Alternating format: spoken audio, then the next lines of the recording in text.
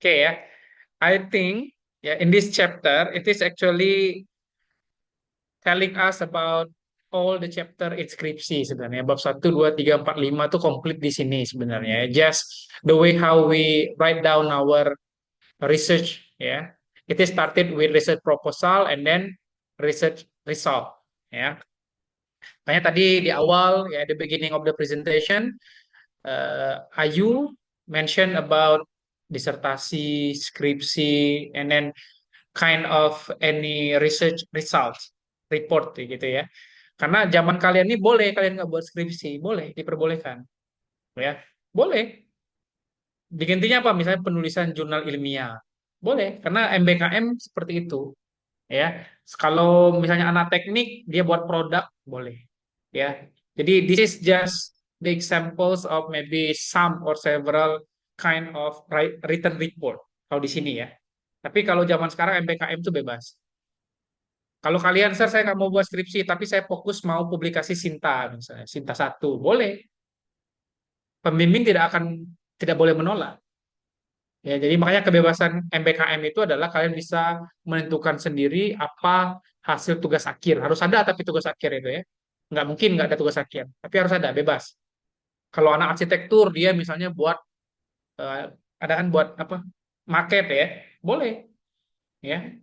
Kalau kalian mungkin mau jurnal artikel saja, Sir, atau saya mau buat conference paper, boleh. Nanti saya akan conference di Unsri misalnya, hasil dari penelitian saya.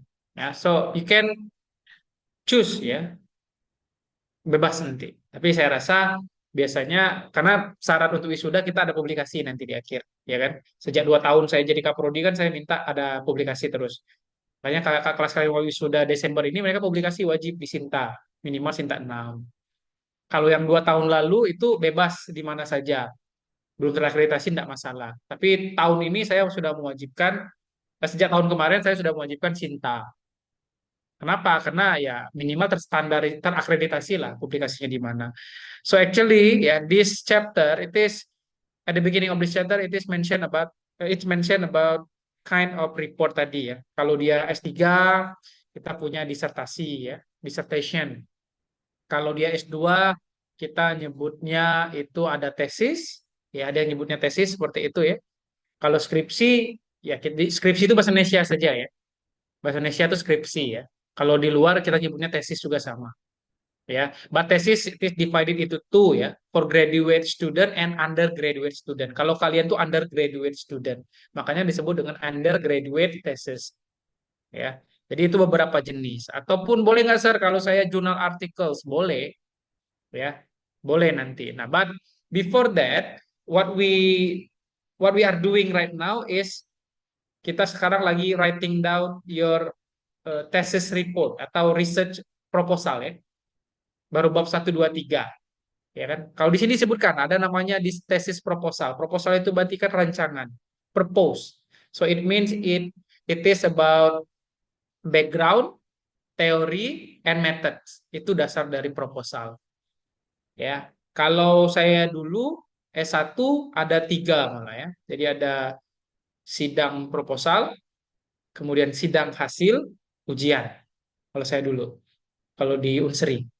3 kan itu. Jadi sidang proposal dulu, sidang proposal penelitian, and then sidang hasil bab 4, bab 5, dan yang terakhir baru sidang komplit bab 1 sampai bab 5. But in our university, we only have 2, proposal and then thesis. Ya. Malahan kalau S1 di tempat saya dulu ada namanya kompre ya. Ada ujian kompre, tapi sekarang kompre itu sudah mulai hilang ya. Ujian kompre itu jadi seluruh mata kuliah semester 1 sampai 8 diujikan. Tapi dia sifatnya tidak banyak-banyak seperti itu ya. Jadi nanti abstrak, acak mana saja yang keluar. Tapi sekarang sudah jarang. Waktu S1 masih ada zaman saya ya. Nah, this is just some examples ya. Some examples that you should know ya about product of a research ya. Jadi ada beberapa hal di situ yang harus kalian ketahui ya. Nah, I think we start with dividing your design. If it is quantitative, so you must follow the quantitative ways. Kalau kualitatif, ya you follow qualitative ways. Makanya kan dari awal dibilang di kualitatif there is no sample and population. Ada di kualitatif, adanya site and participant. Mulai dari kata-katanya pun disebutkan. Kalau di kualitatif using discover atau to reveal, ya. Kalau kalian mungkin di kuantitatif ada to compare misal. Jadi kalau kalian dari awal sudah menentukan my research is in qualitative, so all the heading, subheading, the way how you write down your report itu dalam penelitian kualitatif. Jangan campur aduk. Tadi ada yang di mana tadi di presentasi yang disebutkan Artika tadi ya. Sering tuh acak-acakan ya. Nggak tahu saya PR-nya apa ya. Selama saya menguji di situ banyak mahasiswa kita yang nggak tahu kuanti dan kuali. Makanya skripsinya itu acak-acakan. Dia penelitiannya kualitatif tapi ada sample and population di bab tiganya nggak nyambung ya. Padahal tidak ada itu. Ya, kemudian dia menggunakan random sampling. Di dalam kualitatif tidak ada random sampling. Random sampling itu penelitian kuantitatif. In kualitatif kita adanya purpose poll misalnya. Ada itu. Ya, so sekarang kan sudah tahu nih judul-judul kalian. So I'm going to do a research with qualitative design. Sudah, fokus qualitative design berarti baca buku qualitative design. Boleh pakai yang Creswell, boleh pakai yang Richardson tadi, ya. Boleh pakai Miles Habermas. Kalau kuantitatif boleh pakai yang lain. Silakan, ya. Meskipun kita juga punya buku pedoman skripsi ya, ada itu. Tapi tolong disesuaikan, karena buku pedoman skripsi itu cuma sebatas guideline umum, general term-nya saja. Misal bab satu terdiri dari research problem, limitation, bla bla bla bla. Bab 2 literatur review, review studies. Bab 3 ini. Ya, cuman general term-nya saja. But the basic and the fundamental components it based on your design, kualitatif atau kuantitatif. Makanya selalu disampaikan kan di sini. Ya, kalau dia kualitatif, Sir, proposal kalian bab 1, 2, 3, ya ikutin. Ya, silakan mengacu, yang jelas saya ingatin, ya, mengacu kepada pedoman skripsi kita dulu. Tapi bisa diubah. Misalnya kalau di contoh itu dikasih dalam bentuk kuantitatif, kalian penelitian kualitatif, ya ubah dong. Ya, adaptasi sendiri. Ya, Sir, ini kan kuantitatif. Ada nggak contoh kualitatif? Yang ada contohnya. Karena contoh yang kami kasih itu cuma satu, cuma general term-nya saja. Nanti ada appendix, lampiran harus ada, table of content harus ada. Cuman kayak gitu aja kami itu. Ada letter of concern, gitu. Cuman itu saja. Tapi the way how you write down the detail, ya tentukan. Ya, misal kalian lihat bisa dilihat di coba di 9.2 tadi ada nggak figur 9.2 di sini tadi? Ya. Nah, for examples ya, ada ya? Ada ya? Oh, bukan yang proposal. Ini yang report ini. Oke ya. Misal kalau kuantitatif dan kualitatif mungkin sama. Ada judul, halaman judul, ada abstrak, ada introduction, sama. Nah, kemudian ada statement of the problem, sama. Di kuantitatif, kualitatif sama. Ada purpose of the research and question. Kalau di kuantitatif plus hypothesis, kalau di kualitatif tidak ada hipotesisnya, tapi purpose-nya ada. Ya, theoretical perspective. Nah, bab satunya ada theoretical perspective kalau kuantitatif. Ya, ada definition, ada limitation dan delimitation. Di kualitatif juga ada namanya limitation juga. Jadi both quanti and qualitative, you must mention the limitation of the research. Dua-duanya. Nah, kemudian bab 2. Nah, bab 2 kemarin in kualitatif ya, you don't need to prepare with a lot of literature review because your study will explain the phenomenon in chapter 4 di bagian finding. Lalu kualitatif. Kalau kuantitatif, nah sekarang mahasiswa kita tuh kebalikan. Penelitiannya kuantitatif, bab 2-nya malah cetek-cetek. Cetek itu tidak mendalam kajian ilmunya. Harusnya apa tadi? Recent studies, ya kan? Refers to experts. Semakin bagus, semakin banyak, semakin baik di bab 2 kalian itu. Untuk penelitian kuantitatif. Harus betul itu. Di bab 4 nanti tidak perlu membuat citasi lagi, karena sudah muncul semua dia di bab 2. Beda dengan kualitatif. Kualitatif kebalikannya, ya. And then prosedur jelas, ya. Kalau dari kata headingnya saja beda ya. Bab satu introduction, bab 2 literature review, bab 3 kalau kuantitatif itu methods. Ya. Bab 3 kalau di kuantitatif. Kalau di kualitatif namanya procedure. Ya, tapi karena deskripsi kita dibuat bab 3 itu methods, tidak masalah. Ya, bab 3 kita methods. Ya, jadi bab satu 2 3-nya itu methods. Ya, tapi jelas research design jelasin. This research will apply. Makanya judul skripsi proposal itu masih future kalian pakai tensesnya. Ya, penelitian ini akan menggunakan. Penelitian ini akan dilaksanakan karena kan proposal, purpose baru akan dieksekusi. Makanya kalau saya dulu S2 terutama ya itu di tensisnya tuh diperiksa betul sama dosen-dosen itu ya. Makanya kelihatan kadang mahasiswa tuh sepintar-pintarnya kalian mengambil pekerjaan orang tuh kelihatan tuh. Sudah pakai past tense. Udah ketahuan ini bukan punya kalian nih pasti. Ini pasti penelitian orang, skripsi orang kalian pindahkan jadi penelitian kalian. Karena dari kata-kata kalimatnya past tense semua yang dia pakai dan present perfect ya. Padahal proposal itu you use future atau present tense. Ya, this study will employ at kan karena kan belum belum belum itu belum seminar proposal baru mengajukan kan itu baru berancang-ancang bisa saja sempro itu bisa merubah ya bisa saja jangan di sini penelitiannya variabelnya diganti karena kan baru rancangan. Nanti setelah meneliti berubah skripsi kalian. Makanya bab satu, bab 2, bab 3 yang proposal tadi berubah. Bukan future lagi. Ini sudah pakai past tense. Karena sudah selesai. This study was conducted. Tadi kan will, employ. Ini sekarang was conducted. Itu dicek satu-satu tulisan kayak gitu. Jangan mentang-mentang sudah sidang, ya selesai, belum. Cek dulu satu-satu. Yang will dihapus semua. Dibaca satu-satu, line by line. You need to read line by line that you have written in your thesis. Ya, yang future diganti, yang present tense diganti karena sudah selesai sidang past tense. Jadi penelitian itu past tense bentuknya nanti reportnya, ya. Pas sidang itu past tense bentuknya. Oke, dan method ya sama ya, prosedur juga sama ya. Kalau di dalam penelitian kualitatif, ya.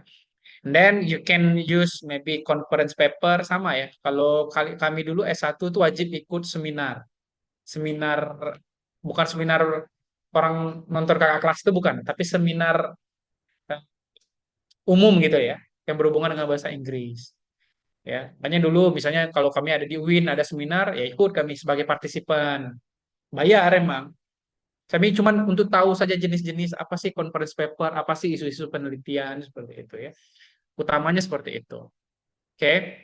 Nah, and then this is about kind of report ya, yang tadi ya. Saya rasa tidak terlalu cukup tahu saja jenis-jenisnya karena pada dasarnya kalian akan buat skripsi ya.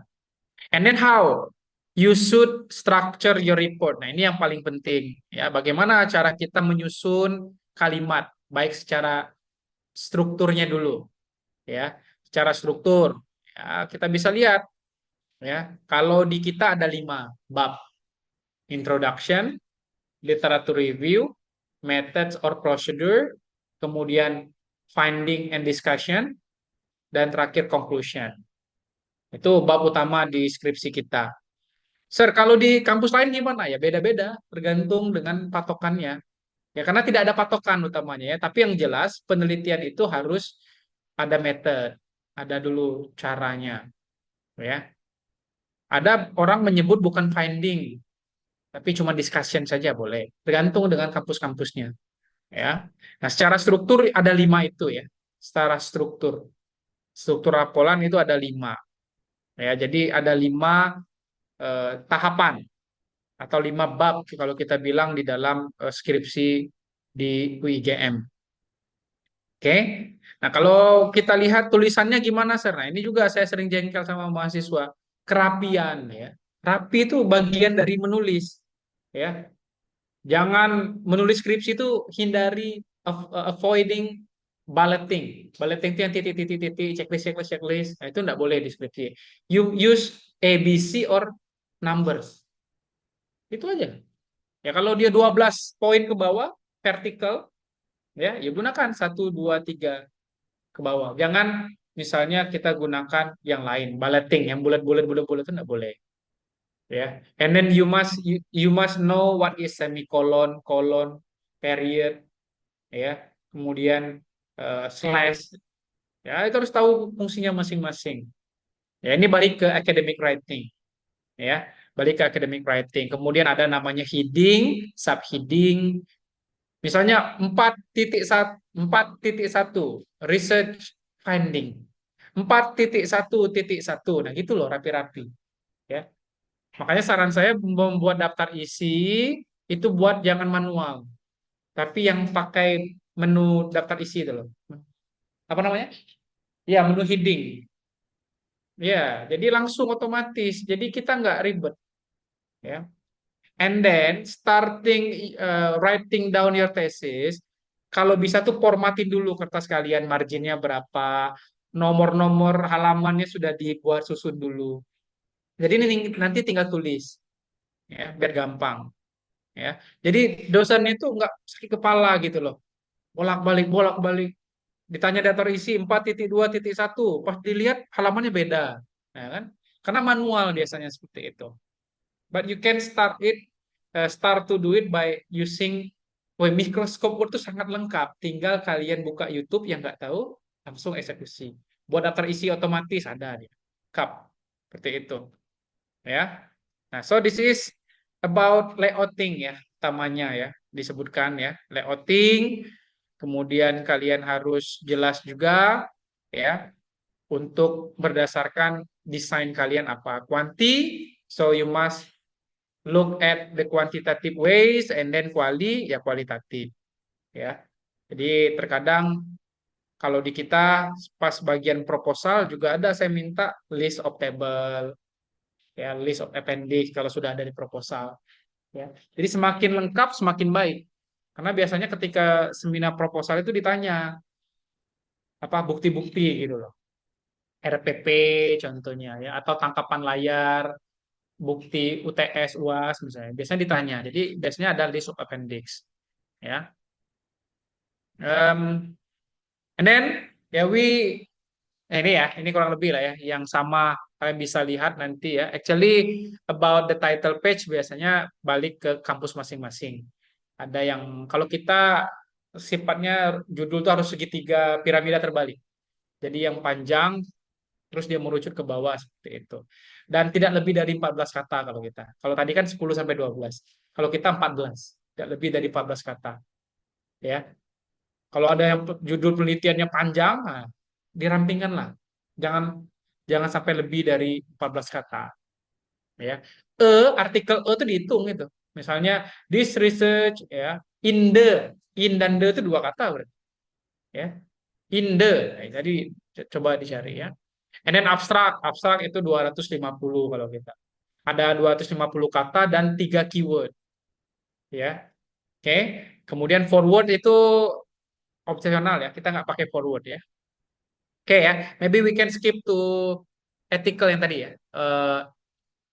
Write in sensitive, ethical, and scholarly way. Nah, ini berhubungan dengan etika menulis.